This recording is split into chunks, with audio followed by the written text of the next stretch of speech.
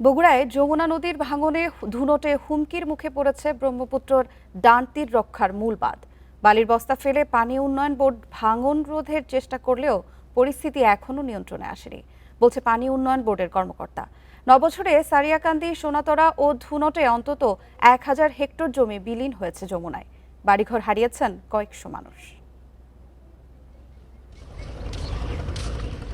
গেল মাসের মাঝামাঝি ধুনট উপজেলার শহরাবাড়ি নৌঘাট এলাকায় ভাঙন শুরু হলে যমুনায় বিলীন হয় বিপুল পরিমাণ আবাদি জমি। এখন নদী ভাঙছে বন্যা নিয়ন্ত্রণ মূল বাঁধের কাছে 6 থেকে 700 ফুটের মধ্যে।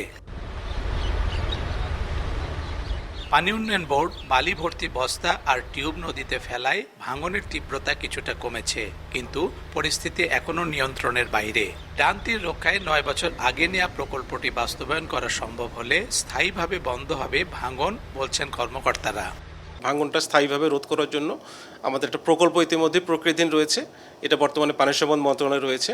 তো আশা করি আমরা ওই প্রকল্পটা বাস্তবায়ন হলে এখানে প্রায় আপনার 11.5 কিলোমিটার আমরা স্থায়ী প্রোটেক্টিভ ওয়ার্ক বাস্তবায়ন করতে পারবো, এবং পাশাপাশি দুইটা যে স্পার আছে শহরাবাড়ি এবং বানিয়াজান, এই স্পার দুটোকে আমরা স্ট্রেনথেনিং করব।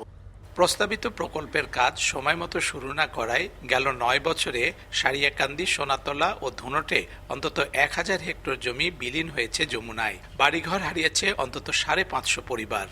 বাইন্দা বাইন্দা আসতে আসতে এখন মনে করেন গোসাই বাড়ি গেছি, মধ্যে মাঝখানে সেরা বাড়ি বাইনা যান, ভান্ডার বাড়ি শুধু ভাঙা আরম্ভ হয়েছে। ভাঙন যদি রোধ না করা যায় তাহলে পরবর্তীতে যে অবস্থা হবে গাজীপুর সহ সিরাজগঞ্জ এলাকার দিকে ধাবিত হবে।